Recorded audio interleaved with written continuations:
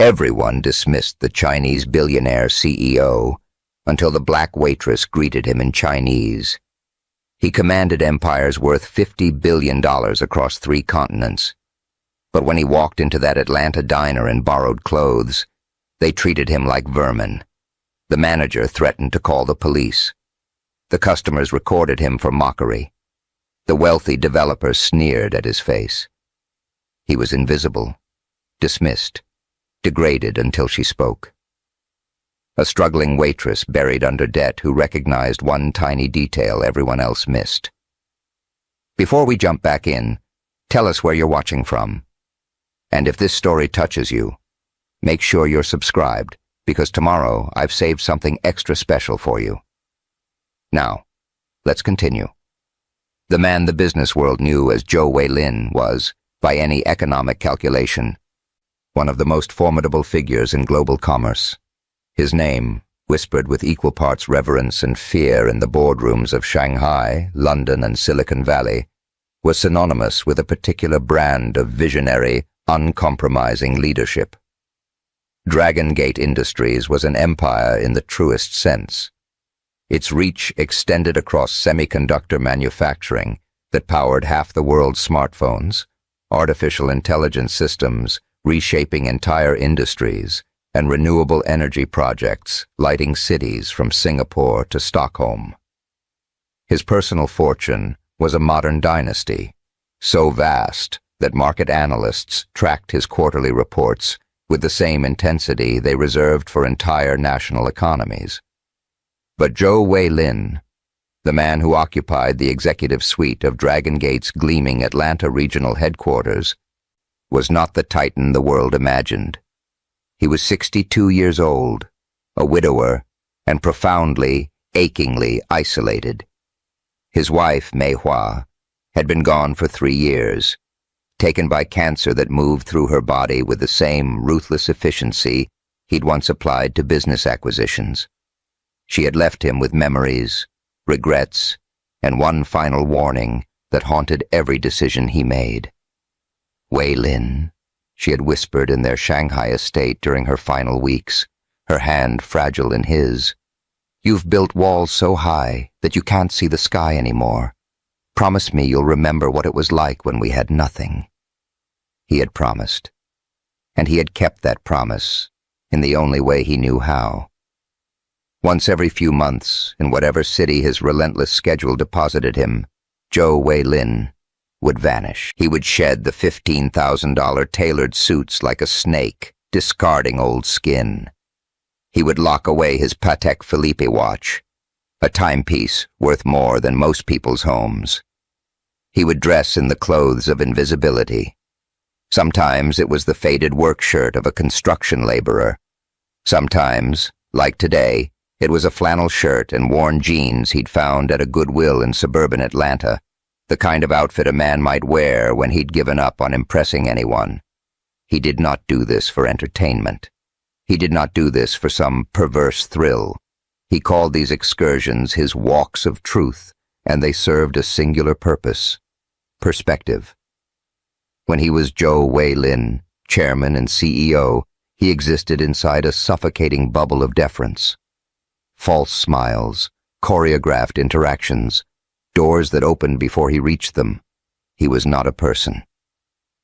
He was a concept, a walking portfolio, a name on a business card that triggered carefully calculated responses. But as Joe the nobody, the man in discount store clothes, he became something else entirely. He became invisible. Or worse, he became an object of contempt, a target for the casual cruelty that people reserved for those they deemed beneath notice. This particular Wednesday in November carried different weight than his previous walks. He was in Atlanta to make the most significant philanthropic commitment of his career, a $3 billion clean water initiative designed to bring sustainable infrastructure to underserved communities across the American South. The contracts sat in his hotel suite at the Ritz-Carlton, unsigned. His legal team was waiting. His board of directors was waiting. The mayors of 7 cities were waiting. But Joe could not sign, not yet, because a question gnawed at him with the persistence of physical pain. Was he about to pour $3 billion into a society that had lost its fundamental capacity for human decency? Was he funding programs for people who had forgotten how to see each other as people? He needed to know. He needed one final walk of truth to determine if the heart of this country still beat with compassion or if it had calcified into something cold and mechanical. The decision to conduct these walks had not come easily. For most of his adult life, Joe had insulated himself from the messy reality of ordinary existence. He had assistants who handled inconveniences, security teams who cleared paths, drivers who ensured he never had to navigate public spaces. But Mei Hua had seen what he could not. She had watched him become harder, colder, more distant from the young man she'd married in a tiny Shanghai apartment 40 years ago. "Do you remember when we couldn't afford the bus fare?" she had asked him once, during what he now recognized as the beginning of her illness.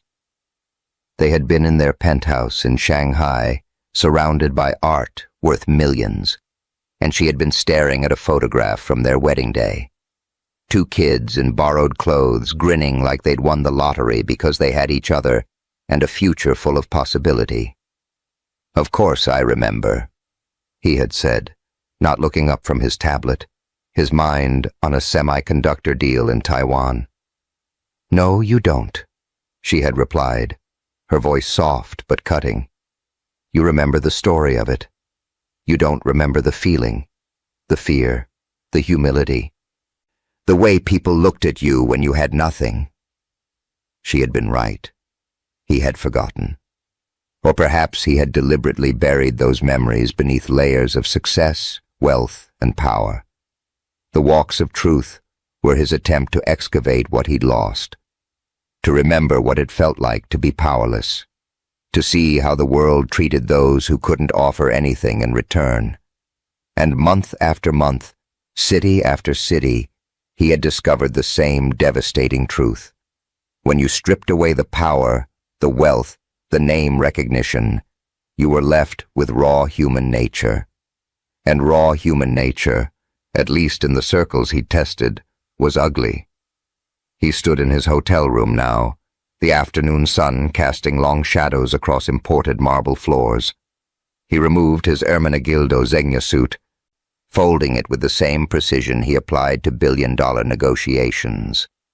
The fabric whispered as he laid it across the chair, a sound that cost $3,000. He pulled on the flannel shirt.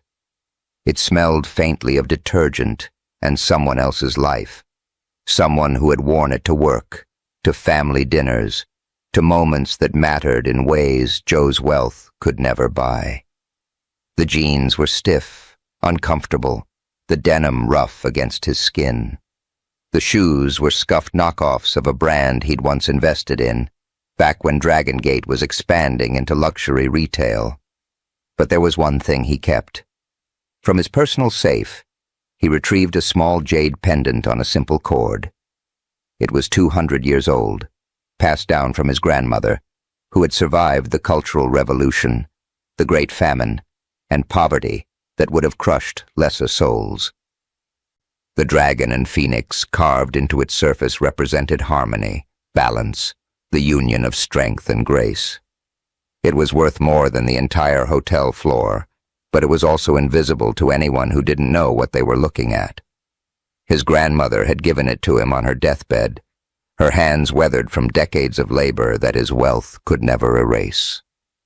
Speaking in Mandarin, her voice like dried leaves, she had whispered, "A person's worth is not in what they own, but in how they treat those who can do nothing for them." He slipped the pendant under his shirt, feeling its cool weight against his chest.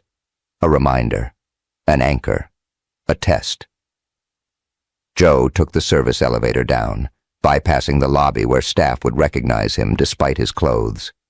The elevator operator, a middle-aged black man named Curtis, gave him a curious glance but said nothing.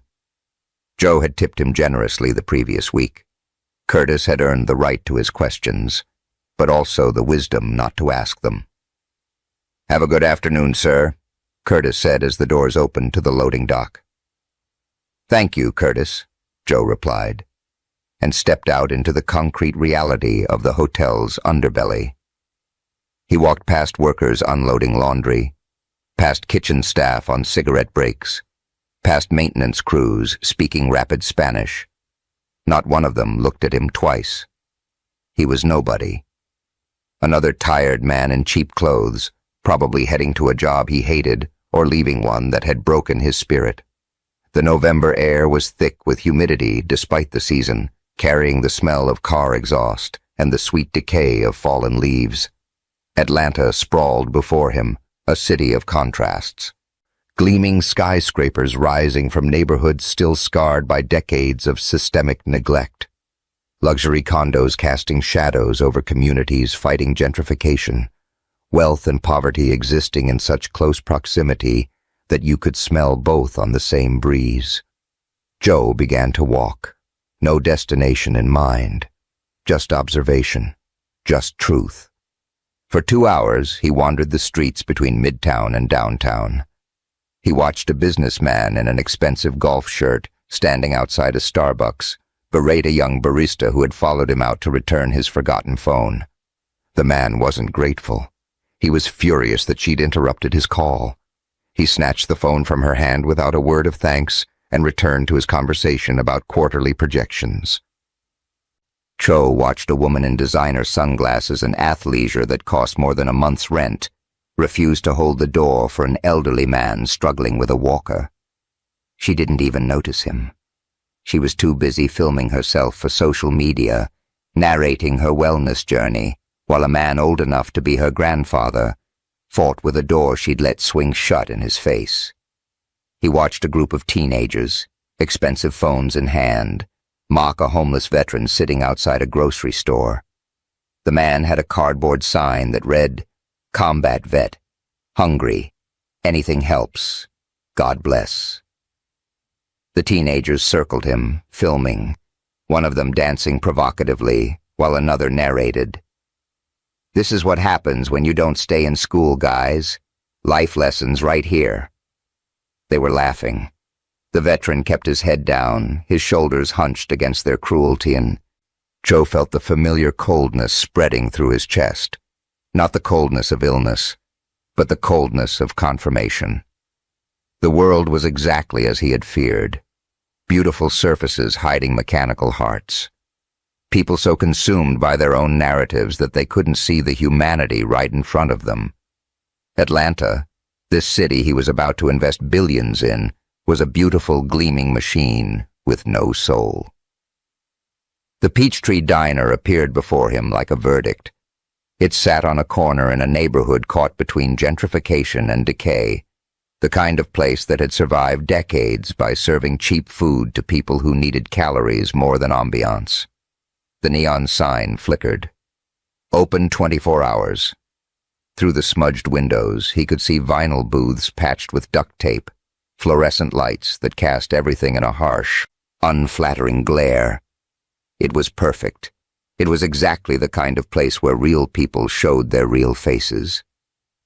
Joe pushed through the glass door. A small bell chimed, the kind that had probably been announcing customers since 1985. The smell hit him immediately. Fryer oil, strong coffee, pancake syrup, and the particular mustiness of a carpet that had absorbed 30 years of spills. It was the smell of struggling, of making do, of people who ate here because they had to, not because they wanted to. The lunch rush had passed. It was 2:15 p.m. on a Wednesday. The diner held maybe 8 customers scattered among 20 booths. A construction worker sat alone, shoveling down meatloaf. 2 elderly women shared a piece of pie.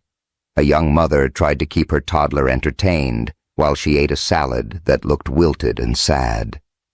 And behind the hostess stand, arms crossed, face set in permanent disapproval, stood a blonde woman whose name tag read Stephanie. Joe Wayland's final test of humanity was about to begin. Joe approached the hostess stand with the quiet dignity of a man who had learned that posture mattered more than clothing. Stephanie looked up from her phone, her thumbs still moving across the screen for a fraction of a second before she registered his presence. Her eyes traveled over him with the efficiency of a scanner at airport security, taking inventory of everything that mattered to her particular worldview. The flannel shirt, faded and cheap, the jeans, worn at the knees, the shoes, scuffed knockoffs that had seen better days. And then her gaze landed on his face, on the features that marked him as other in her narrow definition of belonging. Her expression shifted, not dramatically, just a small tightening around her mouth, a barely perceptible raising of her chin, the micro-adjustments of someone who had already made a decision and was now justifying it. "Can I help you?" The words were technically a question, but her tone made them sound like an accusation. "Yes, please," Joe said, his English perfect but carrying the accent he'd never quite erased despite 4 decades of international business. "A table for one." Stephanie's acrylic nails, painted a shade of pink that reminded Joe of cotton candy at a carnival, clicked against the hostess stand. She glanced over her shoulder at the dining room. Joe followed her gaze.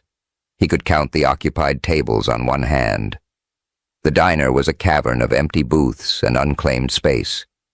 Through the service window, he could see a cook working the grill, steam rising from whatever he was preparing. A server emerged from the kitchen carrying 2 plates to a table in the corner.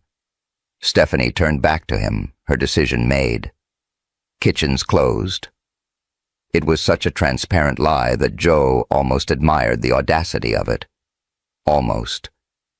"I see," he said quietly, gesturing toward the window where the cook was clearly still working. "The sign outside says you're open." "Not for walk-ins," Stephanie said, her voice rising just enough to carry a edge. "We're at capacity. You'll need a reservation." Joe looked again at the nearly empty diner, at the booths that could seat 60 people, but currently held fewer than 10, at the "Please seat yourself" sign that hung crookedly near the register. The Peachtree Diner had never required reservations in its 40-year history. They both knew it. The lie hung between them, naked and ugly. "I understand," Joe said, and he did. He understood perfectly. This was the answer to his question. This was humanity, with its mask off. He was about to turn away, to add this moment to his growing catalog of evidence, when a voice cut through the stale air of the diner. "Maybe try somewhere more appropriate." The voice came from a booth near the window. Joe turned to see a man in his mid-40s, wearing an expensive golf shirt that probably cost more than Joe's entire current outfit. The shirt was coral pink, the kind of aggressive pastel that men wore to country clubs to prove they had arrived. A Rolex caught the light on his wrist. His hair was styled with product that Joe could smell from 10 feet away. The man was grinning, the kind of smile that never reached the eyes, the kind that said he'd made this joke before, and it had always landed well with his audience. His 2 companions, similarly dressed in their country club uniforms, snickered on cue. Joe looked at the man, really looked at him. Soft around the middle, despite the expensive gym membership his physique suggested he wasn't using. A wedding ring that probably represented a marriage as carefully maintained as his lawn. The casual arrogance of someone who had never been told no, never been made to feel small, never stood on the outside looking in. "Excuse me," Joe said, his voice still quiet. The man's grin widened. He was enjoying this. "You heard me, buddy. This is a family establishment. Maybe try the place down the street. I think they're more international." He said the word like it tasted bad in his mouth. One of his companions laughed outright now, nearly choking on his coffee.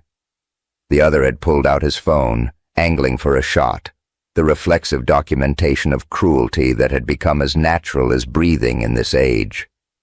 Joe felt something shift inside him. Not anger. He was beyond anger. He had felt anger in Tokyo when a businessman had spat near his feet. He had felt anger in London when a shopkeeper had followed him around assuming he was shoplifting. But now, after 3 hours of walking through Atlanta's casual cruelty, he felt something colder. A crystallization of understanding, a final confirmation. This was it. This was the soul of the city laid bare. This was what $3 billion would be funding. Not compassion, not community, but this comfortable, laughing cruelty. He turned back toward the door, his question answered, his decision made. The contracts in his hotel room would remain unsigned. The Clean Water Initiative would go somewhere else, somewhere that had earned it, somewhere where humanity still meant something. But before he could take a step, the manager emerged from the back. Dale was a red-faced man in his 50s, his white shirt strained across a belly that spoke to decades of his own cooking and little exercise. His comb-over was attempted artistry over a canvas that had long since surrendered to time. He had the eyes of a petty tyrant, someone who had spent his entire life in positions of small power and wielded that power like a kingdom. "Hold on," Dale said, his voice loud enough to ensure everyone in the diner could hear. This was a performance now. "Did you touch anything? We have a very strict hygiene policy here." The implication was so naked, so vicious, that Joe actually felt his breath catch. He had been called many things in his life: ruthless, brilliant, visionary, cold, but never dirty, never unclean, never something that needed to be sanitized away. "I haven't touched anything," Joe said, and was proud that his voice remained steady. "Well, I'm going to need to see some ID before you leave," Dale announced, playing to his audience now. Stephanie was watching with her arms crossed, vindicated. The man in the golf shirt and his companions were watching like this was dinner theater. "We've had problems with people from your demographic." He let the word hang there, pregnant with every ugly assumption, every lazy stereotype, every piece of casual racism that he'd probably been carrying around his entire life. At the counter, a woman who had been scrolling through her phone looked up. She saw the scene unfolding. The Asian man in cheap clothes being confronted by management, being accused of what exactly? Existing? She did what her generation did instinctively. She raised her phone and began recording, a giggle escaping her lips. "Oh my God," she said to no one in particular, her voice carrying that particular tone of someone who had just spotted content gold. "This is going straight to TikTok." Joe Wei Lin stood there in the Peachtree Diner, in the city he'd been about to invest $3 billion in, and felt the full weight of his answer settle over him like a shroud. He was a man who had dined with presidents and prime ministers. He was a man who controlled technologies that powered the modern world. He was a man whose quarterly decisions affected the lives of hundreds of thousands of employees across 3 continents. And in this moment, in this place, wearing these clothes, he was nothing. He was a problem to be solved, a blight to be removed, a spectacle to be recorded and mocked and shared for entertainment. The smell of old grease hung in the air, mixing with burnt coffee and the particular sadness of dreams deferred. It was the smell of broken promises, of people who had settled for less, of a society that had forgotten how to see past surfaces. Joe looked at Dale, at Stephanie, at the man in the golf shirt whose name tag he would later learn read Trevor Whitmore, Whitmore Development, LLC. He looked at the woman recording, at the other customers who had stopped eating to watch, their faces showing everything from amusement to uncomfortable complicity. This was exactly what he had feared about humanity. This was the answer to Mei Hua's question about whether walls or bridges mattered more. The world had chosen walls, high ones, ugly ones, walls built from casual cruelty and comfortable prejudice, and the kind of dehumanization that people practiced so often they didn't even recognize it anymore. The test was complete. Humanity had failed. He was about to walk out, to return to his hotel, to tear up the contracts and redirect his foundation's resources anywhere but here, when he heard it.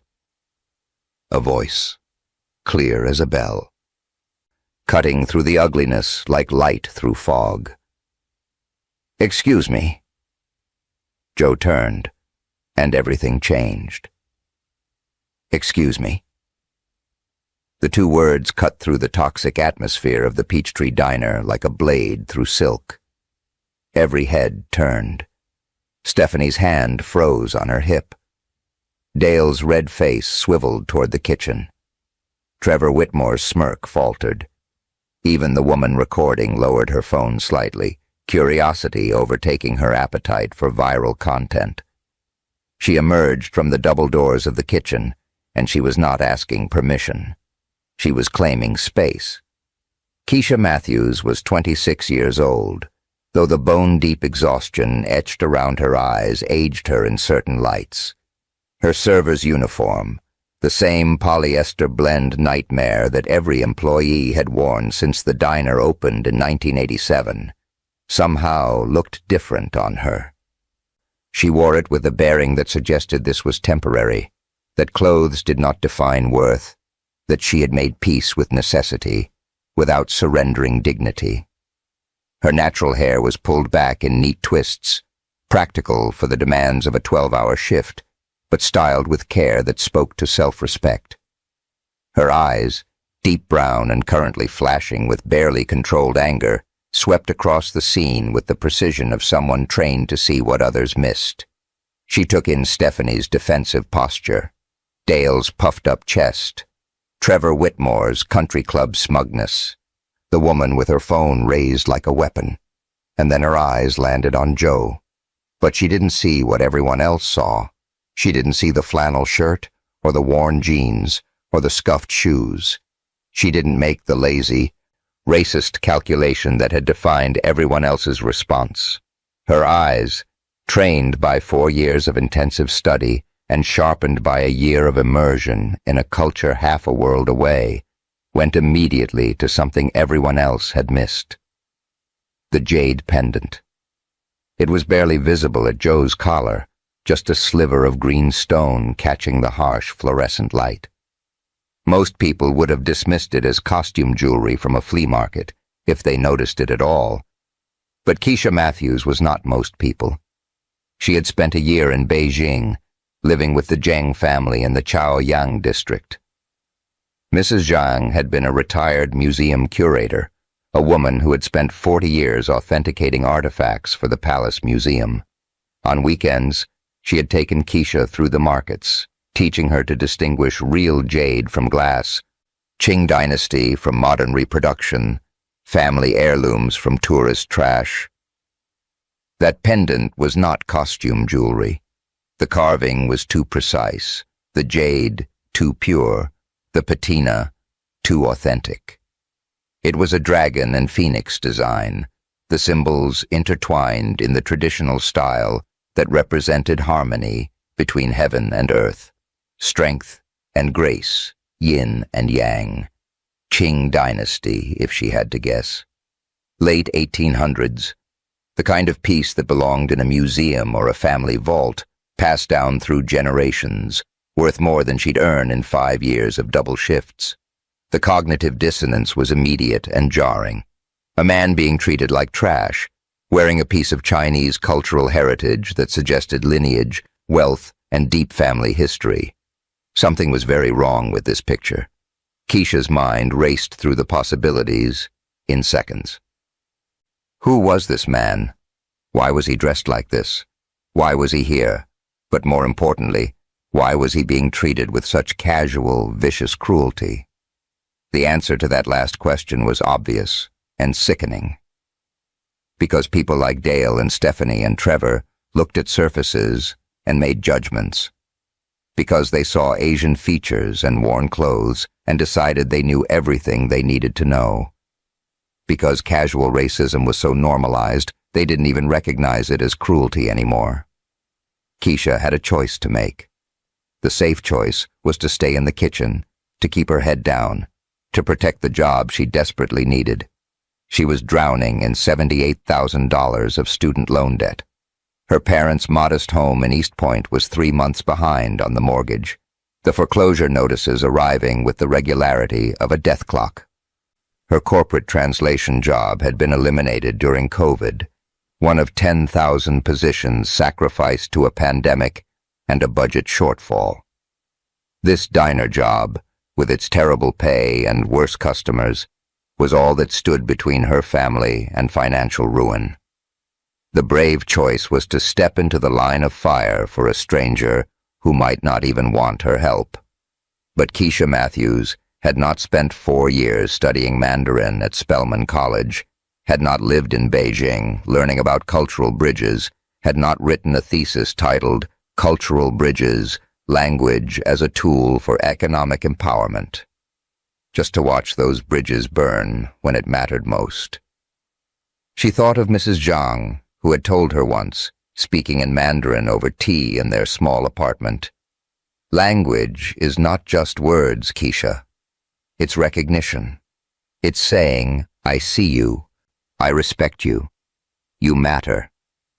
In a world that tries to make people invisible, speaking their language is an act of love.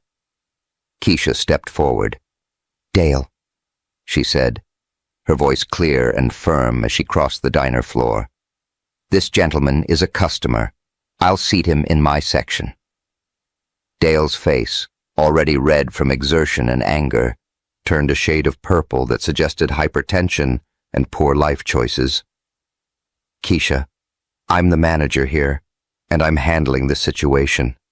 "There's no situation to handle," Keisha replied, her tone professional but unyielding. "There's a customer who wants a table. That's what we do. We seat customers." Stephanie's acrylic nails clicked against the hostess stand, a nervous percussion that matched her rising anxiety. "The kitchen is closed," she repeated, her voice shrill now, defensive. "No, it's not," Keisha said flatly, her eyes never leaving Dale's face. "I just came from the kitchen. Eddie's on the grill, Rita's on salads. We're fully operational." She turned to look directly at Stephanie. "So, unless there's some other reason you don't want to seat this customer, I suggest you step aside and let me do my job." The implication hung in the air, sharp and undeniable. Trevor Whitmore half stood from his booth, his face flushing with indignation at being called out, even indirectly. "Now hold on just a minute. Who do you think you're talking to?" Keisha didn't even glance at him. "I'm talking to my co-workers. This doesn't concern you, sir. Please enjoy your meal." The dismissal was surgical. Trevor sat back down, his mouth opening and closing like a fish, unused to being rendered irrelevant. Dale stepped forward, using his bulk to intimidate, a tactic that had probably worked on every other server he'd ever managed. "Keisha, this is insubordination. I could write you up for this. I could fire you." For a moment, Keisha felt the weight of that threat, felt the $78,000 debt, felt her parents' mortgage, felt the impossibility of finding another job that would let her work the hours she needed, felt the very real possibility that this was the moment she'd chosen principle over survival.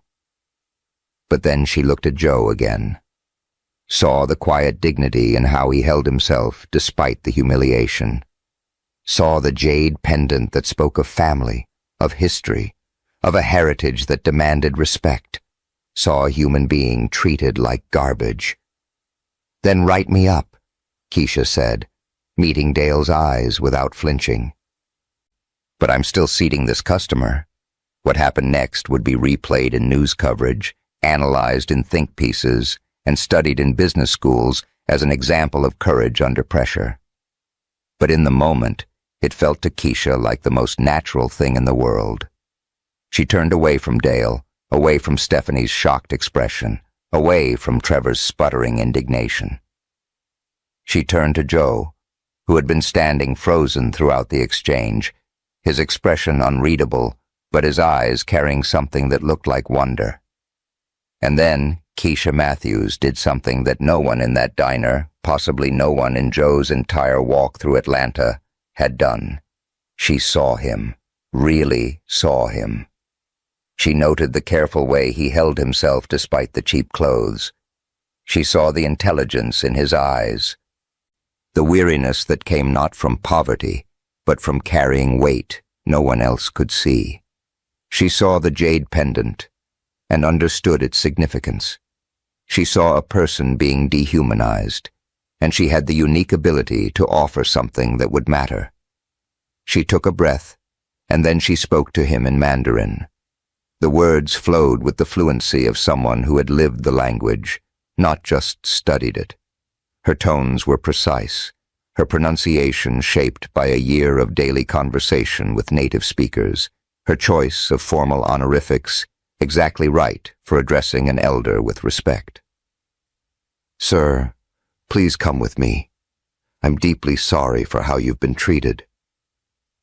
The effect was seismic. Zhou Weilin, who had been preparing to walk away, to write off this entire city, this entire investment, this entire test of humanity, froze. His eyes, which had been dulled by resignation and disgust, suddenly widened. His mouth opened slightly. His entire body went rigid with shock. For 3 hours, he had walked these streets invisible and dismissed. For the past 10 minutes, he had been mocked, degraded, and treated like a criminal. He had been called inappropriate for his demographic. He had been filmed for mockery. He had been proven right in his darkest assessment of human nature. And now this young black woman, this stranger in a polyester uniform, was speaking to him in the language of his childhood, in the language of his mother's lullabies and his grandmother's wisdom, in the language that connected him to 5,000 years of culture and history.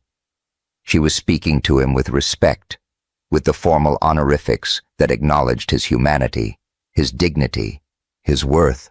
She was speaking to him like he was a person, speaking in Chinese, his voice cracking with an emotion he couldn't name. Joe responded, "You speak Chinese?" It was shock and gratitude and relief and something deeper, something that touched the raw wound Mei Hua's death had left behind. For the first time in 3 years, since his wife had taken her last breath in their Shanghai bedroom, Zhou Weilin felt seen. Keisha smiled, and it transformed her tired face into something warm and genuine. Continuing in Mandarin, she replied, "Yes, I studied in Beijing for a year. I lived in Chaoyang district with a wonderful family who taught me that language is the first bridge we build to understanding." She gestured toward a clean booth in her section, away from the gawking customers, away from the hostility. Still speaking in Chinese, she said, "Please sit. Let me tell you about today's specials." The diner had gone completely silent. Every conversation had stopped. Every fork had paused. Everyone was staring, but now the quality of their attention had shifted from mockery to confusion. They were hearing a language they didn't understand. They were watching a dynamic they couldn't parse. The woman who had been filming lowered her phone completely, her mouth slightly open. Stephanie looked like she'd been slapped. Dale's face cycled through purple to white to red again, his authority undermined by a server who had just switched to a language he couldn't speak. Trevor Whitmore sank back into his booth, his expression shifting from smug superiority to something that looked uncomfortably like uncertainty. The power in the room had shifted, and everyone felt it. Joe stood there, this man who commanded billion-dollar empires, who negotiated with world leaders who had built a fortune that could buy this entire city block 100 times over. And he felt tears prickling at the corners of his eyes. He followed Keisha to the booth. His legs felt unsteady, but not from any physical ailment. From the sheer emotional weight of being acknowledged, of being respected, of being treated like a human being after hours of systematic dehumanization.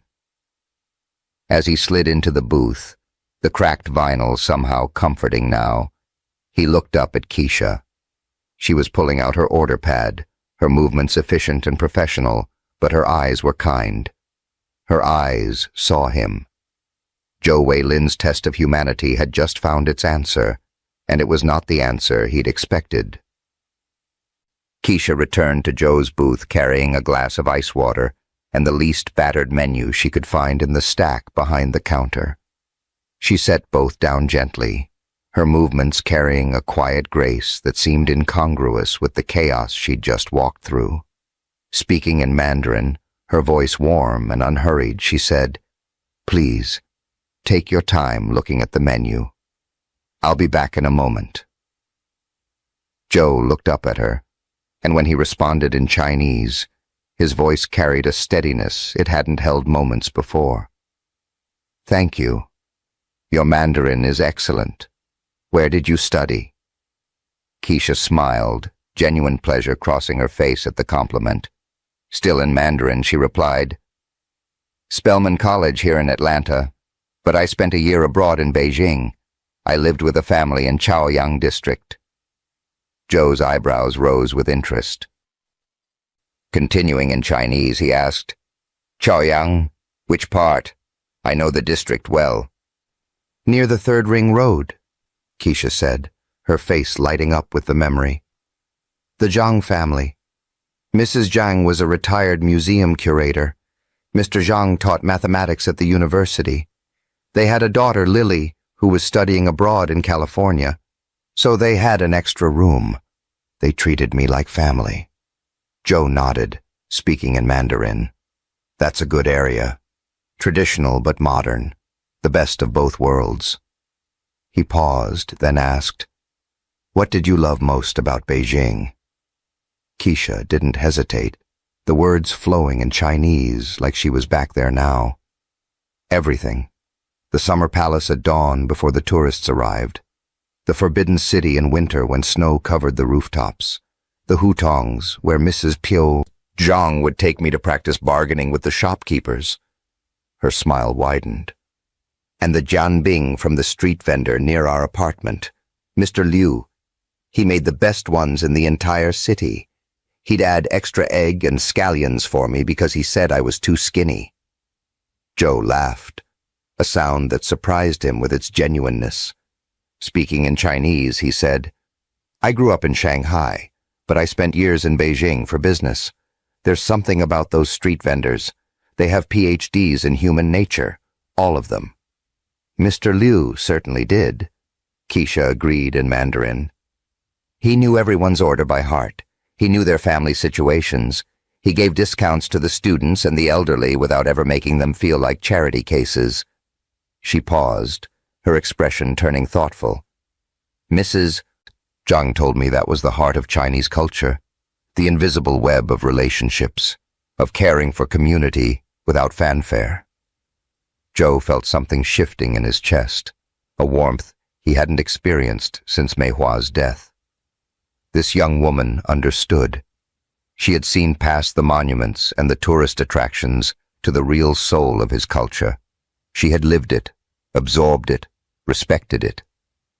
Switching to English, perhaps aware that their extended conversation in Mandarin was drawing stares, Zhou asked, "What brought you here? To this diner, I mean. You clearly have significant education and cultural expertise." Keisha's smile dimmed slightly. She answered in English, her voice taking on a more practiced, professional tone. "The math of life, mostly. Student loans. I graduated with $78,000 in debt. I had a corporate translation job for 2 years, working with international clients. Good salary, benefits, the whole package. Then COVID hit, and they eliminated my entire department." She glanced toward the kitchen, then back at Zhou. "My parents have a small home in East Point. My father worked for Delta for 30 years, but his pension doesn't stretch as far as it used to. My mother's on a fixed income. When the mortgage started becoming a problem, I moved back home to help. This job and a data entry position during the day keep us afloat. Barely. Joe listened with the focused attention he usually reserved for board presentations. You're supporting your parents while paying off student loans? A lot of people are, Keisha said, her tone matter-of-fact rather than self-pitying. We're the sandwich generation. Student debt on one side, aging parents on the other. You just do what needs to be done.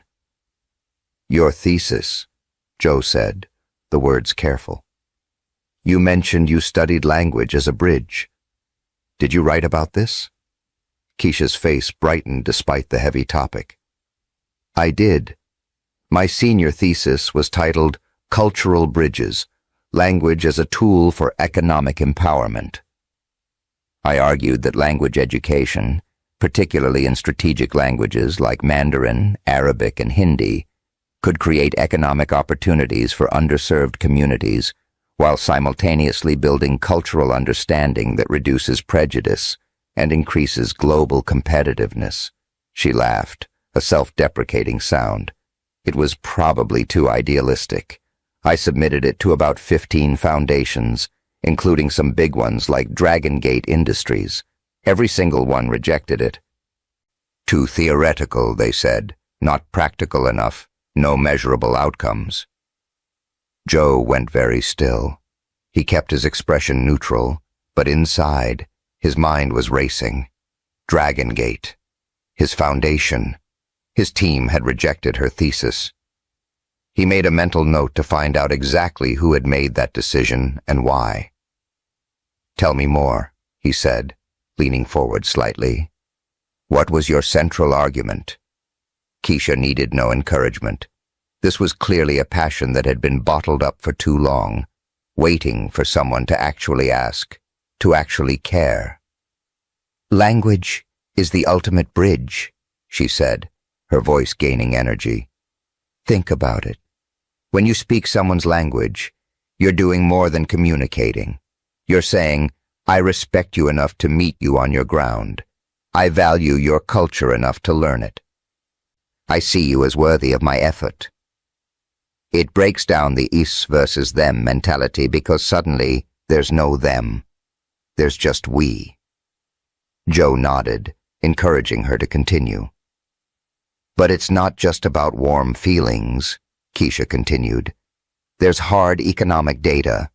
Communities with multilingual populations have higher median incomes, more diverse business opportunities, and better access to international markets.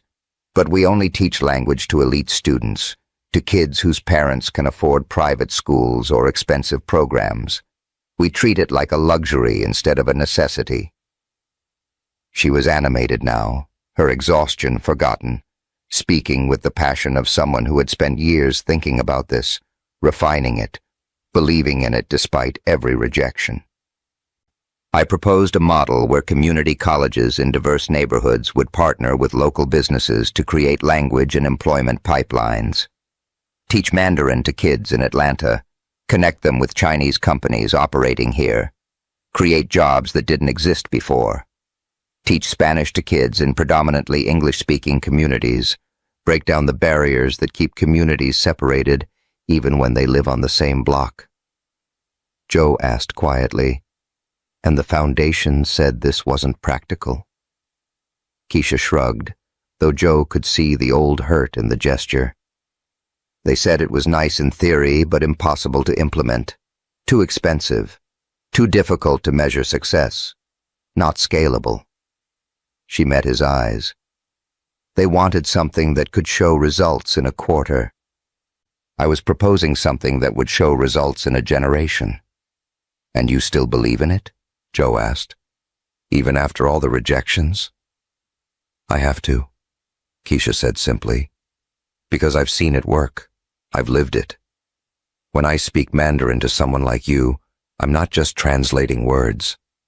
I'm building a connection that wouldn't exist otherwise. That has value, real value. even if nobody wants to fund it. Around them, the diner had settled into an uncomfortable awareness of their conversation. Trevor Whitmore was whispering to his companions, his phone out now, fingers moving across the screen. The woman who had been filming was watching with an expression that had shifted from mockery to something harder to read.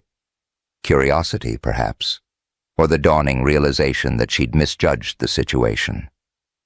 Dale stood behind the counter, his arms crossed, his face radiating disapproval. Every few moments he'd glance toward Keisha's section, his jaw working like he was chewing on words he wanted to say, but couldn't quite spit out. Keisha glanced at her order pad, suddenly remembering she was supposed to be working. "I should take your order. I'm sorry. I got carried away."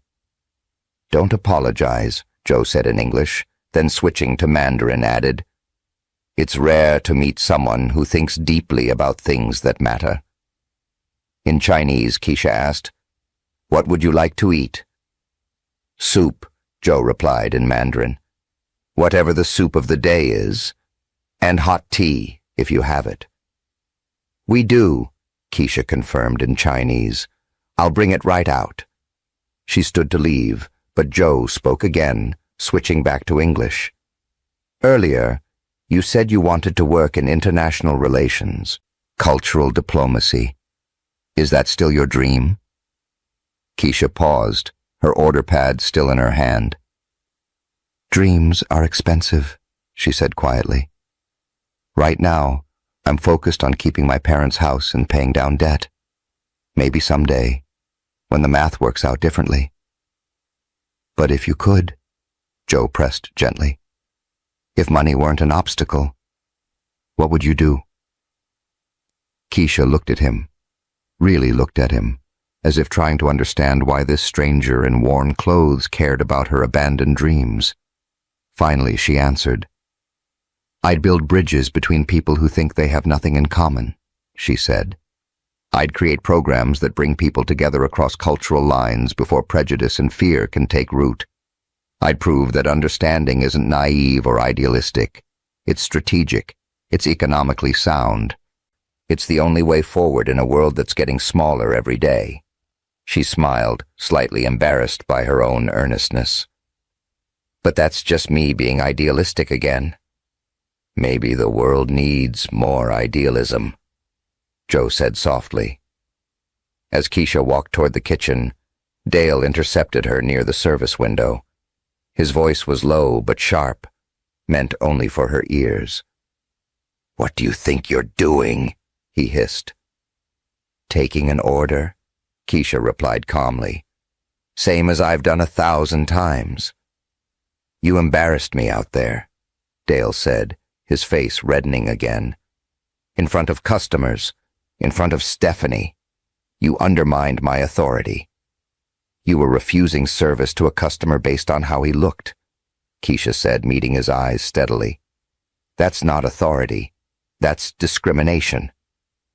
Dale stepped closer, using his bulk to intimidate. "I want him out. Tell him the kitchen really is closed. Tell him we don't have what he ordered. I don't care. Get rid of him." "No," Keisha said simply. "No," Dale's voice rose slightly. "He's a paying customer, and he's done nothing wrong. I'm not asking him to leave." "Then I'll fire you," Dale said, the words carrying the weight of a man who'd used this threat before and watched it work. Keisha felt the familiar weight settle over her. The student loans, the mortgage, the impossibility of finding another job that would let her work the hours she needed, the very real possibility that this was the moment everything collapsed. But then she thought of Joe, sitting in that booth with quiet dignity. She thought of Mrs. Zhang in Beijing, who had taught her that character was what you did when no one was watching. Or when everyone was watching and it would cost you. She thought of her own thesis, her own words about bridges and understanding and the courage it took to connect across divides. "Then fire me," Keisha said, her voice steady. "But I'm not throwing him out. He's sitting in my section and I'm going to serve him his soup and his tea and I'm going to treat him with the respect every customer deserves. If that cost me my job, then this wasn't the right job anyway." Dale stared at her, clearly not used to anyone calling his bluff. Finally, he stepped back. "This isn't over," he muttered. "I didn't think it was," Keisha replied, and pushed through to the kitchen. She returned 5 minutes later with a bowl of chicken soup and a pot of hot tea. She set both in front of Joe with care, the steam rising between them. "Is everything all right?" Joe asked in Mandarin, having clearly observed the tense exchange with Dale. "Everything's fine," Keisha lied in Chinese, then smiled. "Enjoy your meal." As she turned to leave, Joe spoke again in English. "Keisha, may I ask you something?" She turned back. "Of course." "Do you believe what you told me? About bridges? About language creating understanding and breaking down barriers? Do you really believe it works?" Keisha didn't hesitate. "I'm talking to you right now, aren't I? An hour ago, you were being treated like you didn't matter. Now we're having a conversation about culture and dreams and the future. Something changed. A bridge was built. So yes, I believe it works. I've seen it work. I'm watching it work right now." Joe looked at her for a long moment, his expression unreadable. Then, in Mandarin, he said something that Keisha would remember for the rest of her life. "My wife believed people like you were the future. She said the world would be saved by bridge builders, not wall makers. I thought she was being naive. I thought the world had moved past caring about such things." He paused. "Thank you for proving me wrong." Keisha felt tears prick her eyes. She blinked them back, nodded, and returned to her other tables, unaware that the man eating soup in her section was making calculations that would change both their lives forever. Zhou Weilin sat in the cracked vinyl booth, eating soup that tasted like redemption, and thought about Mei Hua, about her final words, about walls and bridges and the kind of person who would risk their job to defend a stranger's dignity. This, he thought, was what he'd been looking for. This was the answer to his question. Compassion still existed. It was just harder to find than cruelty. But it was worth finding. It was worth $3 billion. Maybe more. Joe finished his soup slowly, savoring each spoonful not for the taste, but for the simple humanity of the moment. Keisha had returned twice to refill his tea, each time with a quiet efficiency that spoke to years of service work, but also with a warmth that suggested she genuinely cared whether he was comfortable. During her second visit, Joe gestured to the jade pendant at his collar. Speaking in Mandarin, he asked, "You noticed this earlier. Can you tell me anything about it?" Keisha set down the teapot and leaned slightly closer, her eyes studying the pendant with the focused attention of someone who knew what they were looking at. She responded in fluent Mandarin, her voice carrying the careful precision of someone making an assessment. "It's Qing Dynasty, I believe. Late 19th century, based on the carving style. The jade is imperial green, which is rare and valuable. The dragon and phoenix design represents the harmony between heaven and earth, the balance of masculine and feminine energies, the union of emperor and empress." She paused, then added, "But this specific design, with the phoenix's tail wrapping around the dragon's body, suggests it's not imperial, but aristocratic. A family crest, perhaps. Definitely an heirloom passed down through generations." Joe's eyes widened. He had owned this pendant for 40 years, since his grandmother's death, and had never heard a more accurate assessment outside of the museum curator who had authenticated it for insurance purposes. Speaking in Chinese, his voice carrying genuine amazement, he said, "You could work in a museum. That's exactly correct. My grandmother gave it to me on her deathbed. Her grandmother gave it to her. 5 generations in my family." Keisha smiled, pleased but not boastful. Continuing in Mandarin, she said, "Mrs. Zhang taught me well. She said understanding the stories objects carry is as important as understanding their monetary value." She was right, Joe replied in Chinese. He was about to say more when the phone behind the counter rang. The sound cut through the diner's low murmur of conversation. Dale, who had been watching Keisha's section with barely concealed irritation, snatched up the receiver. "Peachtree Diner," he answered, his voice still carrying an edge of anger from his earlier confrontation with Keisha. The voice on the other end was crisp, professional, and clearly frantic. "Yes. Hello. This is Lawrence Park, Executive Assistant to Chairman Zhou Weilin of Dragon Gate Industries. I'm trying to locate Mr. Zhou. Our GPS tracking shows his mobile phone at your establishment. This is extremely urgent. Have you seen an Asian gentleman, early 60s, possibly alone?" Dale's face cycled through confusion first. The name meant nothing to him. "Zhou? What?" "Zhou Weilin," Lawrence repeated, enunciating carefully. "WEI-LIN, Chairman and CEO of Dragon Gate Industries. It's critical that I locate him immediately." Dale stammered, his brain struggling to process. We have customers, but no one by that name." Across the diner, Trevor Whitmore's head snapped up. He had been scrolling through his phone, probably composing some sneering social media post about the scene he'd witnessed. But that name, Zhou Weilin, Dragon Gate Industries. Trevor's face went sheet white. Lawrence's voice sharpened over the phone. "Sir, please check again. This is not a casual inquiry. Mr. Zhou is the chairman of a $50 billion corporation. His security detail has lost contact with him. His phone's GPS is pinging from your location. I need you to look around your establishment and tell me if you see him." Dale's hands started shaking. $50 billion, chairman, CEO. The words weren't connecting to anything in his reality. There's no one here who looks like... What does he look like? Lawrence asked, his patience clearly fraying. "He's Asian, sir, early 60s. Our tracker shows he's stationary at your location and has been for approximately 20 minutes. Dale's eyes swept the diner. The only Asian customer was the man in the flannel shirt, the man he'd demanded ID from, the man he'd implied was dirty, the man sitting in Keisha's section eating soup. "Hold on," Dale said, his voice strangling. He put the phone down on the counter, not hanging up, just setting it down with trembling hands. He pulled out his own phone and typed with fumbling fingers. "Zhou Weilin, Dragon Gate." The search results loaded. Images flooded his screen. Zhou Weilin in a boardroom, wearing a suit that probably cost more than Dale's car.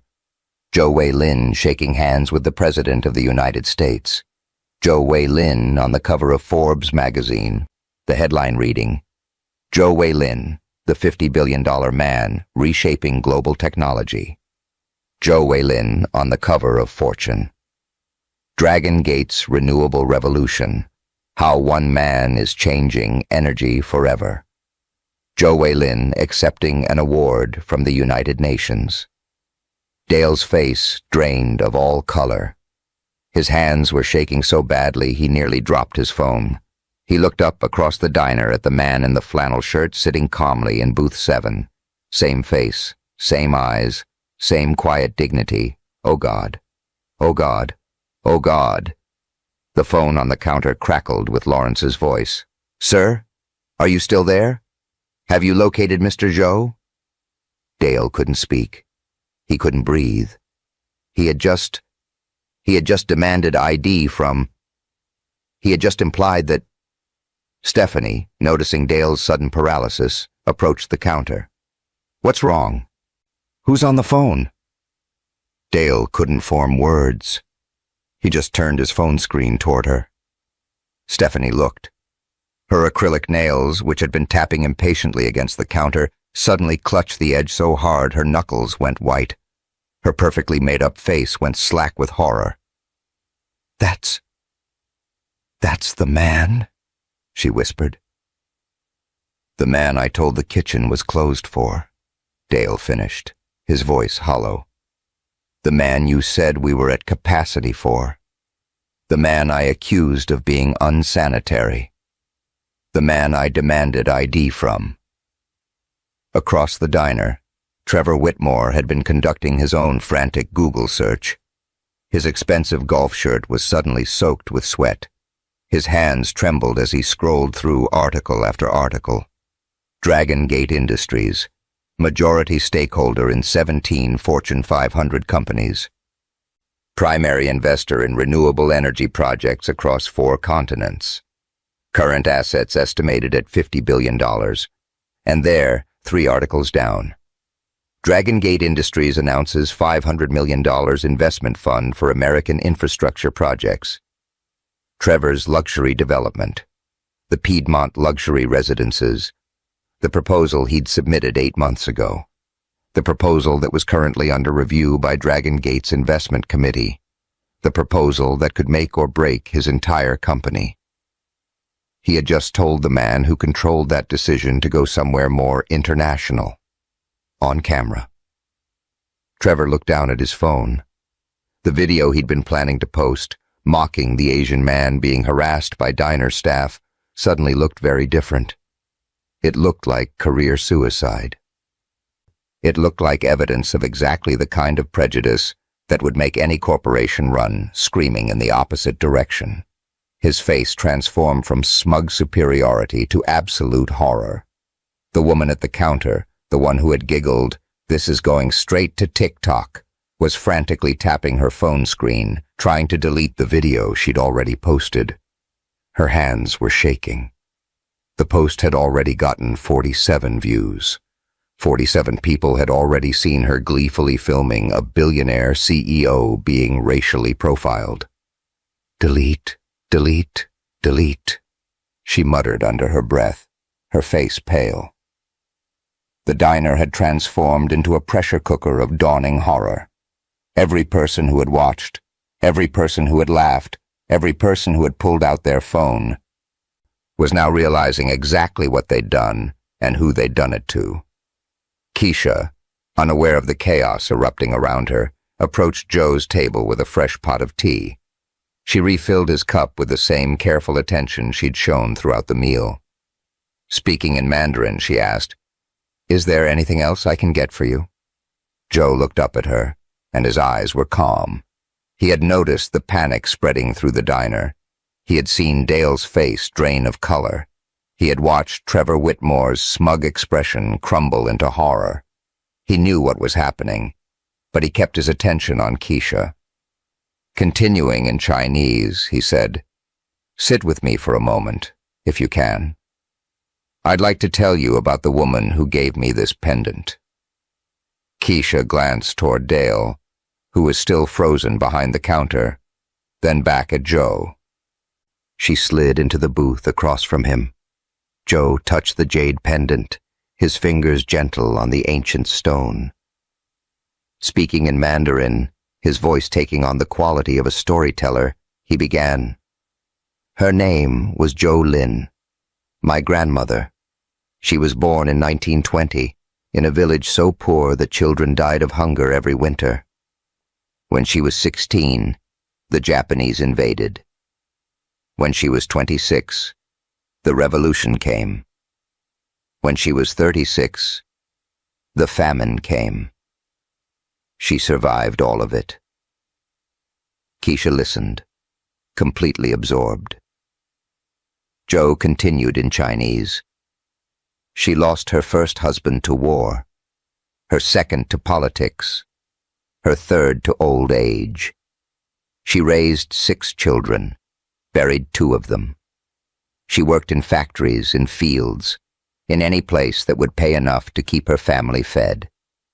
By the time I knew her, she was ancient, her hands twisted from arthritis, her back bent from decades of labor." His eyes grew distant with memory. But she had this pendant. It was the only thing she owned that connected her to the life before all the loss. Her grandmother had given it to her, and she kept it hidden through invasion, revolution, and famine. When I started my first company, she gave it to me. I tried to refuse. I said it was too valuable, too important. She laughed and said something I've never forgotten. Joe's voice thickened with emotion as he continued in Mandarin. She said, "This stone has no value except what we give it.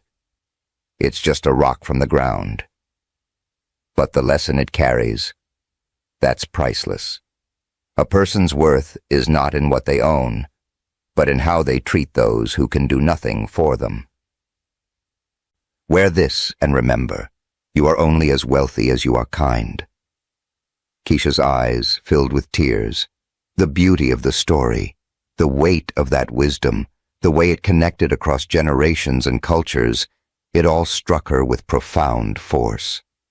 "She sounds like an extraordinary woman," Keisha said in Mandarin, her voice thick with emotion. "She was," Joe replied in Chinese. "She would have liked you very much." Outside, 3 black SUVs pulled into the parking lot with the smooth precision of a military operation. The vehicles were identical, their windows tinted, their presence immediately commanding attention. Joe saw them through the window. He allowed himself a small smile. "It appears," he said to Keisha in English, "that my afternoon is about to become complicated." Keisha looked out the window, confused.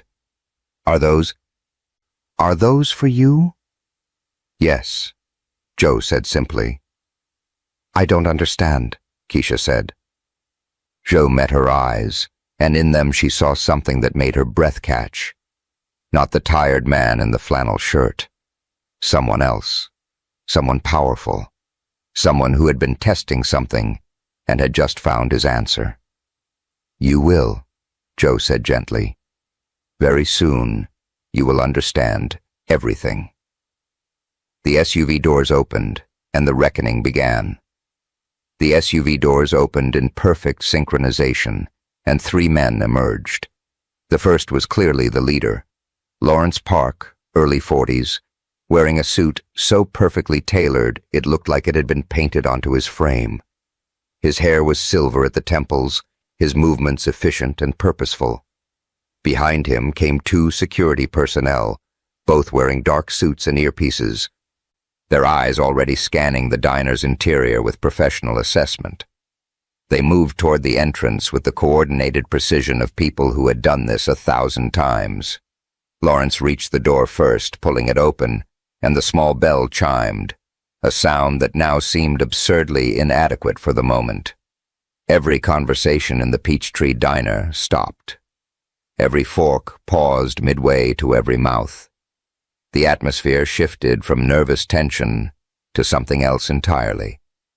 Something that felt like the air pressure dropping before a storm. Lawrence's eyes swept the diner with systematic efficiency. It took him perhaps 2 seconds to locate Joe, sitting calmly in booth 7, across from a young woman in a server's uniform. Relief flooded Lawrence's face, quickly replaced by barely controlled concern. "Chairman Joe!" Lawrence called out, his voice carrying across the silent diner with perfect projection. The title hung in the air like a detonation. Chairman. The diner went completely silent. Not the silence of people trying to be quiet, but the silence of people who had stopped breathing. Every head turned toward booth 7, toward the man in the flannel shirt who was now being addressed as chairman by someone who looked like he'd stepped out of a corporate boardroom. Dale's face, already pale, turned the color of old newspaper. Stephanie's mouth opened and closed soundlessly. Trevor Whitmore, halfway through, standing as if preparing to flee, froze in a half-crouch, his face cycling through expressions too quickly to name. The woman with the phone actually dropped it, the device clattering onto the counter. Lawrence approached the booth, and as he got closer, his professional composure cracked slightly. Speaking rapidly in Mandarin, the words tumbling out with a mixture of concern and barely restrained panic, he said, "Sir, we lost your signal for 40 minutes. Your phone's GPS went stationary. Protocol required that I locate you. I apologize for the intrusion, but when you didn't answer your phone, I had no choice. Are you injured? Are you safe?" Joe raised one hand, a small gesture that somehow commanded complete attention. His voice was calm, almost amused. He responded in English, deliberately, ensuring everyone in the diner could understand every word. "I am perfectly fine, Lawrence. I was just having an excellent conversation with Miss Keisha Matthews." He gestured to Keisha, who had stood when Lawrence entered and was now standing beside the booth, her face a portrait of confusion and dawning comprehension. Joe continued, his voice carrying clearly through the silent diner. "Miss Matthews has been the only person in this establishment to treat me with basic human decency." Lawrence's eyes, which had been focused entirely on Joe, now shifted to take in the room. His gaze moved systematically. The hostess stand where Stephanie stood frozen. The counter where Dale was gripping the edge like it was the only thing keeping him upright. The booth where Trevor Whitmore looked like he was about to be sick. The woman at the counter whose face had gone white as chalk. Lawrence had spent 15 years as Joe's executive assistant. He had negotiated with dictators and CEOs. He had managed crises across 4 continents. He could read a room better than most people could read a book, and he understood, in an instant, exactly what had happened here. His expression hardened into something cold and professional and utterly merciless. Joe stood slowly, his movements deliberate. He was still wearing the flannel shirt and worn jeans, but something had shifted. It wasn't the clothes that had changed. It was the way he inhabited them. The quiet dignity that had been there all along now carried the unmistakable weight of authority. He looked at Lawrence, but his voice was pitched to carry to every corner of the diner. "In fact, Miss Matthews has restored something I thought was lost. She has reminded me that compassion still exists, even in places where cruelty seems to have made itself comfortable." Joe turned to Keisha. She was trembling slightly, her eyes wide, clearly trying to piece together what was happening. Joe bowed to her, a slight inclination from the shoulders, the traditional Chinese gesture of deep respect from one person to another of equal worth. Speaking in Mandarin, his voice warm despite the tension crackling through the room, he said, "Thank you. You remind me of the kind of person my wife would have loved. You have her heart, her courage, her belief that bridges matter more than walls." Keisha, operating on instinct and training from her year in Beijing, bowed back. Her eyes were shining with tears she was fighting to control. Then Joe turned to face the room. He switched back to English, and his voice lost all its warmth. What replaced it was the voice of a man who commanded empires, who made decisions that affected millions, who had built a fortune through precision and an absolute unwillingness to tolerate incompetence or cruelty. His eyes locked on Dale first. "You demanded my identification," Joe said, each word carefully articulated. "Very well. I am Joe Wei Lin, Chairman and CEO of Dragon Gate Industries. My company controls semiconductor manufacturing that powers approximately 40% of the smartphones in this country. We employ 200,000 people globally.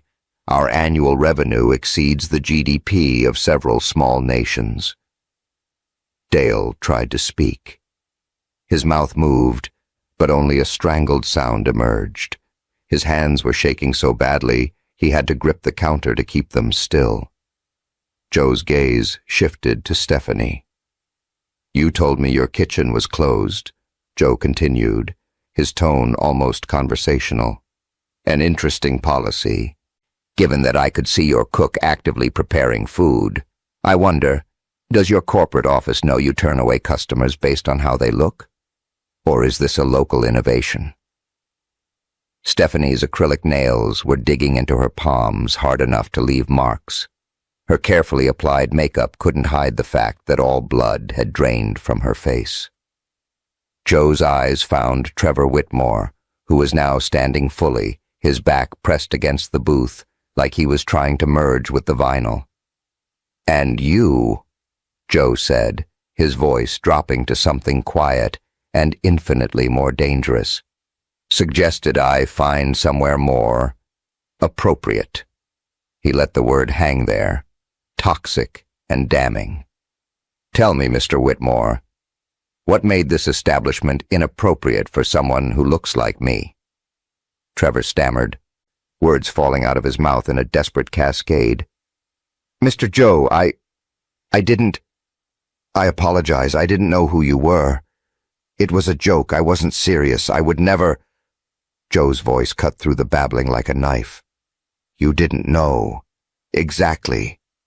You didn't know who I was, and so you felt entitled to cruelty, as if my worth as a human being was dependent on my net worth, as if respect was something to be earned through status rather than given through basic decency." He turned to Lawrence, his tone shifting to pure business. "What was Mr. Whitmore's development proposal called?" Lawrence had already pulled out a tablet, his fingers moving with practiced efficiency. "The Piedmont Luxury Residences, mixed-use development in the Virginia Highland area, requesting $40 million in partnership funding. The proposal has been under review by our investment committee for 8 months. Joe nodded once. Denied, permanently. Note in the file that Mr. Whitmore demonstrated a pattern of discriminatory behavior and poor judgment that makes him unsuitable for partnership with any Dragon Gate entity. Trevor's knees buckled. He caught himself on the table, but his face had gone gray. "Please," he whispered. "Please, Mr. Joe. I have investors. I have commitments. You have consequences," Joe said flatly. "Welcome to them." He turned back to Lawrence. "Contact the corporate headquarters of this diner chain.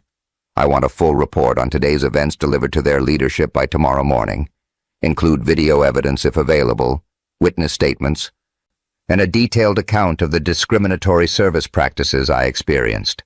Lawrence was already typing, his fingers flying across the tablet screen. "Yes, sir. I'll have legal draft the report within the hour." Joe looked at Dale, whose face had somehow gone even paler. "Your behavior was not just unprofessional, it was inhuman. You saw someone you perceived as powerless and decided that gave you permission to degrade them. I wonder how many others you've treated this way. How many people have walked out of this diner feeling exactly as you intended them to feel. Small, unwanted, less than." Dale's mouth worked soundlessly. No defense came, no explanation, just the hollow recognition of a man who had just lost everything and knew he deserved it. Movement near the door caught Joe's attention. The woman who had been filming was trying to slip out, her head down, her phone clutched to her chest like a shield. "One moment." Joe's voice stopped her mid-step. She froze, her hand on the door handle. Joe's voice was almost gentle. "Your video. The one you said was going straight to TikTok. I assume it's already posted?" The woman turned, her face streaked with tears of terror. She nodded, unable to speak. Joe turned to Lawrence. "Have our legal team retrieve it. All copies, all platforms. I want it as evidence, but I also want it documented for any future legal proceedings. Make sure we capture the metadata, timestamps, geolocation, everything."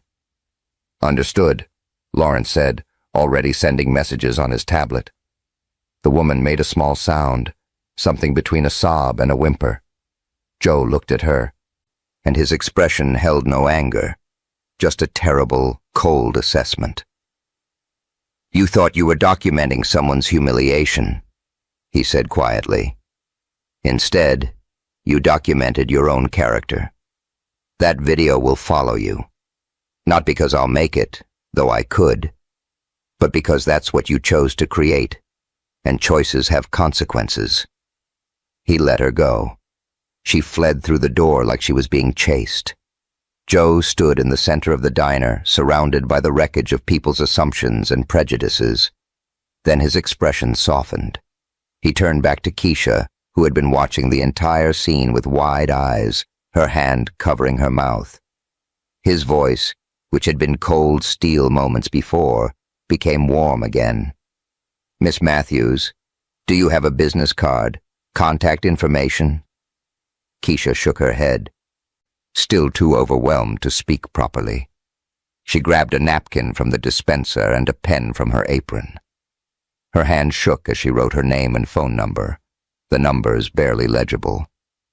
Joe took the napkin gently and handed it to Lawrence. Priority contact. I want you to call Miss Matthews within 24 hours to arrange a meeting. Clear my schedule for whatever day and time is convenient for her. Lawrence took the napkin like it was a sacred document. Yes, sir. Absolutely. Joe looked at Keisha one more time. Thank you, he said simply, for seeing a person when everyone else saw a problem, for building a bridge when everyone else was building walls, for reminding me why the work matters. He reached into his pocket and pulled out a money clip. He placed $300 bills on the table, far more than the cost of soup and tea, for the meal and the conversation. Both were exactly what I needed. Joe turned to Lawrence. I'm ready to return now. As they walked toward the door, Joe paused at the threshold. He looked back at the diner one last time, at Dale behind the counter, at Stephanie at her hostess stand, at Trevor still frozen in his booth, at the other customers who had watched it all unfold. For what it's worth, Joe said, his voice carrying one final time. You all had a choice today. Every single one of you. You chose who you wanted to be when you thought it didn't matter, when you thought no one important was watching. Remember this feeling. Remember what it costs to choose cruelty over compassion. Then he walked out, Lawrence and the security personnel flanking him, leaving behind a diner full of people who would never forget the day they learned that every interaction matters, that every person deserves dignity, and that sometimes the most powerful person in the room is wearing a flannel shirt from Goodwill. Keisha stood alone in the wreckage, holding $300 bills in one hand and the weight of a life about to change in the other. 2 days later, Keisha Matthews sat in her small apartment in East Point, staring at her phone like it might explode. The apartment was a study in making do. Furniture from thrift stores and family hand-me-downs, stacks of books on Chinese language and culture piled on every available surface, bills arranged in careful stacks on the kitchen counter ordered by urgency and impossibility. The mortgage notice for her parents' house sat on top, stamped in red, final notice. She hadn't slept more than a few hours since Wednesday afternoon. Every time she closed her eyes, she saw the scene replaying. Joe's quiet dignity, the SUVs arriving, the look on Dale's face when he realized who he'd been talking to, Lawrence Park's professional efficiency, and Joe's final words to her. We'll be in touch within 24 hours. It had been 48 hours. She'd started to think maybe it had all been some fever dream, some stress-induced hallucination, brought on by too many double shifts and too little sleep. But the news coverage said otherwise. Her laptop was open on the coffee table, browser tabs multiplied like weeds. Billionaire CEO faces discrimination at Atlanta diner.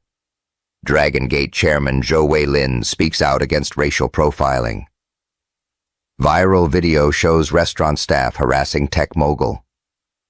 The woman's TikTok video had been retrieved by Dragon Gate's legal team, but not before it had been shared 8,000 times. The internet had done what the internet did best. Identified everyone involved within hours. Dale's Facebook profile, Stephanie's Instagram, Trevor Whitmore's LinkedIn. Dale had been fired within 3 hours of Joe leaving the diner. The corporate office had issued a statement saying his actions do not reflect our values, and that he'd been immediately terminated. Stephanie had quit before they could fire her, posting a rambling apology on social media that only made things worse. Trevor Whitmore's development deal had collapsed spectacularly. His investors had pulled out within 24 hours, citing reputational concerns and poor judgment. His company's website now displayed a generic, under construction message. The man who had sneered, "Maybe try somewhere more appropriate," had been deemed inappropriate himself. The Peachtree Diner's corporate office had issued a public apology, announced new anti-discrimination training for all employees, and pledged to donate $50,000 to Asian American advocacy organizations. The diner itself had been closed for 2 days for staff retraining. And Keisha had been at the center of all of it, the one person in the story who had done the right thing. Her phone had been ringing constantly. Reporters wanting interviews, classmates from Spelman reaching out, the former professors calling to congratulate her, but not the call she was waiting for. When her phone finally rang at 10:47 a.m. on Friday morning, the screen showed unknown number. Keisha's hand shook as she answered. "Miss Matthews?" The voice was crisp, professional, familiar. "Lawrence Park." "Yes, this is Keisha." "This is Lawrence Park, Executive Assistant to Chairman Joe Wei-Lin. Chairman Joe would like to meet with you this afternoon, if you're available. A car will arrive at your address in 1 hour. Is that acceptable?" 1 hour. Keisha looked around her apartment, at her worn pajamas, her unbrushed hair, the general chaos of someone who hadn't been able to focus on anything for 2 days. Yes, that's fine. Where should I?" "The car will take you to the appropriate location. Business casual attire is fine." "There's no need for formality." The line went dead. Keisha stood frozen for approximately 10 seconds. Then she exploded into motion. She showered in 4 minutes, a personal record. She pulled her hair back into a simple, professional style, her hands shaking too much for anything elaborate. She stood in front of her closet, which contained exactly 3 outfits that could be called business casual, and chose the least worn, simple black pants and a cream blouse her mother had bought her for college graduation. She was standing on the curb in front of her apartment building, trying to calm her breathing when the black SUV pulled up exactly 1 hour after Lawrence's call. The driver emerged, opened the back door without a word. Keisha slid into leather seats that probably cost more than her monthly rent. The drive through Atlanta felt surreal. They headed north, into the gleaming towers of Buckhead. When they pulled up in front of the Ritz-Carlton, Keisha's breath caught. Lawrence Park was waiting in the lobby, looking exactly as he had at the diner. Impeccable suit, silver temples, professional warmth that didn't quite reach his eyes. Those eyes were doing calculations, assessments, measuring her in ways she couldn't quite identify. "Miss Matthews," he said, offering his hand. "Thank you for coming on such short notice." "Of course," Keisha managed. "Chairman Joe is waiting upstairs." The elevator ride to the penthouse level was silent except for the soft classical music playing from hidden speakers. Lawrence stood with his hands folded, his expression neutral. Keisha focused on breathing. The elevator opened directly into a suite that redefined Keisha's understanding of luxury. The space was elegant and understated, with clean lines and minimal furniture. Original Chinese art hung on the walls, pieces that Keisha recognized from her studies as valuable beyond calculation. The windows overlooked the city, Atlanta spreading out below like a map. And by those windows, looking out over the skyline, stood Joe Wei-Lin. He turned as they entered, and Keisha saw immediately that this was a different man than the one in the flannel shirt. He wore simple but elegant clothing, traditional Chinese style and deep navy. His bearing was no longer that of someone hiding, but of someone completely comfortable in his power. Speaking in Mandarin, his voice warm with genuine pleasure, he said, "Thank you for coming, Miss Matthews." Keisha bowed slightly, responding in Chinese, "Thank you for inviting me." Joe gestured to a low table where a traditional tea service was arranged. "Please, sit. Let me offer you tea." They sat on cushions arranged around the table. Joe performed the tea ceremony with practiced grace, the movements meditative and precise. He poured for both of them, the ancient ritual creating a bubble of calm in Keisha's storm of nerves. After they both had tea, Joe set down the pot and looked at her directly. "I need to be honest with you about something," he said in English. Keisha's stomach dropped. Here it came, the disappointment, the revelation that she'd misunderstood something crucial. 3 months ago, Joe continued, my foundation received a thesis titled Cultural Bridges, Language as a Tool for Economic Empowerment, written by a recent Spelman graduate named Keisha Matthews. Keisha's hand froze on her teacup. My team reviewed it and recommended rejection. Too idealistic, they said. Not practical, no measurable outcomes, unable to scale. Joe's expression was unreadable, but something about it intrigued me, so I read it myself. He leaned forward slightly. Your argument was compelling, but I've been a businessman for 40 years. I've seen 1,000 compelling arguments that collapsed when they touched reality. I was skeptical. So when my schedule brought me to Atlanta for the Clean Water Initiative, I did something unusual. I researched the author.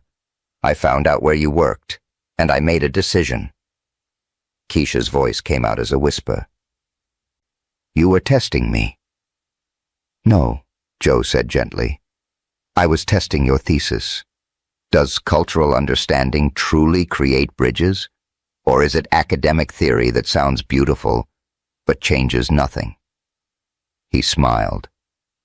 You proved it's real. You saw a jade pendant and recognized 5 generations of family history. You spoke Mandarin with respect and warmth. You defended a stranger at risk to your own livelihood. You built a bridge to someone who everyone else had decided wasn't worth crossing the street for. Joe stood and walked to a briefcase sitting on a nearby desk. He returned with 3 documents. This, he said, placing the first in front of her, is a check for $78,000, the exact amount of your student loan debt. Keisha gasped. I can't accept this. I didn't help you for money. Joe smiled, and it was the first genuine smile she'd seen from him. I know. That's exactly why I can offer you this. He placed the second document in front of her. It was a contract, the Dragon Gate Foundation letterhead at the top. Position, Director of Cultural Initiatives, Dragon Gate Foundation. Salary, $180,000 annually. Your responsibility would be to redesign our foundation's entire approach to community investment, using cultural bridges to create economic opportunity, starting with the $3 billion Clean Water Initiative, but reimagined through your vision. Keisha couldn't breathe. The numbers didn't make sense. This didn't happen, not to people like her. Joe placed the third document on the table. And this is a loan payoff for your parents' home in East Point. Your family should not lose their foundation while you build bridges for others. That was when Keisha broke. The tears came in a flood she couldn't control, great heaving sobs that shook her entire body. All the stress, all the fear, all the impossible math of her life, it all came pouring out. Joe sat quietly, giving her space for her grief and relief. When she could finally speak, Keisha said, Why? Why me? My wife, Mei Hua, Joe said softly. his own eyes bright with emotion.